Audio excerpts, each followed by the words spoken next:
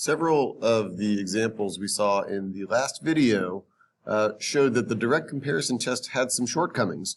A lot of times it was very easy to figure out a good series to compare our original series to,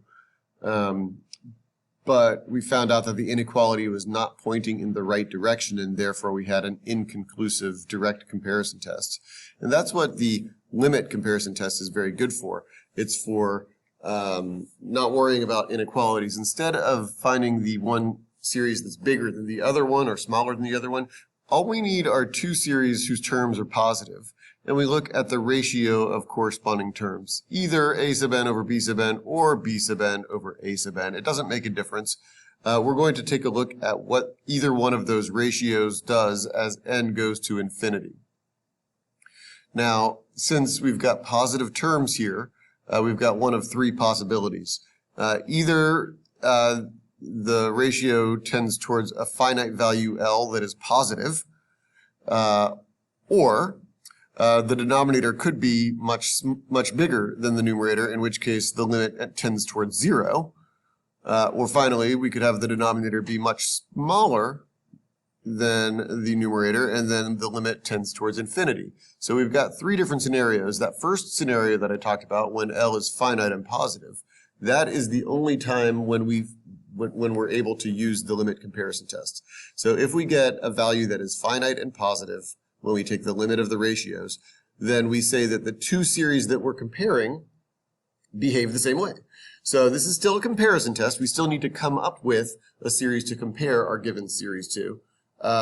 We just don't do the inequality, we do the limit instead. All right, so we already saw this a few times with a harmonic series that wasn't the simple harmonic series, but was some sort of other harmonic series. And that's just basically when we have a constant in the numerator and a linear in the denominator.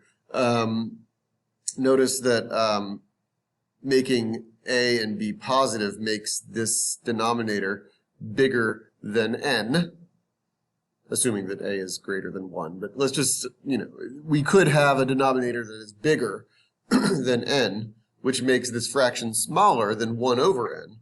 So that makes this series smaller than the simple harmonic series. And so the direct comparison test doesn't really help us, because if we have something that is smaller than a divergent series, then inconclusive. But if we use the limit comparison test and we compare to the one that we know behaves like this, right? We know that the simple harmonic series, come on, OneNote. We know that the simple harmonic series diverges, either because of p series or because it's the simple harmonic series, which is one that we have memorized, is the only main one that we have memorized. Then we're going to go ahead and try the limit comparison test, which is going to take the limit as n approaches infinity of, and we can put this in the numerator and this in the denominator, or vice versa. It really doesn't make a difference. I'm going to go ahead and I'll put the 1 over n in the numerator and the 1 over an plus b in the denominator. We're dividing by a fraction, which means we're multiplying by the reciprocal, so that's going to turn into an plus b over n. And we'll notice that as n goes to infinity, that plus b doesn't matter, so we have an over n, which reduces to a. So this is equal to a, but we already were told that a was positive, which is positive and finite. Therefore, our given series does the same thing as the compared series. So it diverges by the limit comparison test.